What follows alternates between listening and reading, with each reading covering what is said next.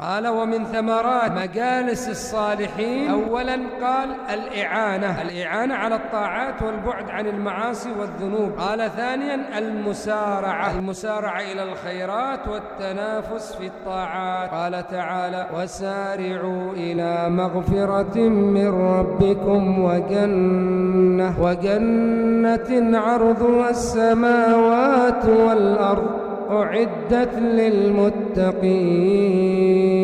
وقال سبحانه وتعالى والمؤمنون والمؤمنات بعضهم أولياء بعض يأمرون بالمعروف وينهون عن المنكر. انظر إلى صفات هؤلاء المؤمنين، أولياء يعني يحب بعضهم بعض، يأمرون بالمعروف وينهون عن المنكر ويقيمون الصلاة. قال الله عز وجل والمؤمنون والمؤمنات بعضهم أولياء بعض يأمرون بالمعروف وينهون عن المنكر ويقيمون الصلاة ويؤتون الزكاة ويطيعون الله ورسوله أولئك سيرحمهم الله إن الله عزيز حكيم.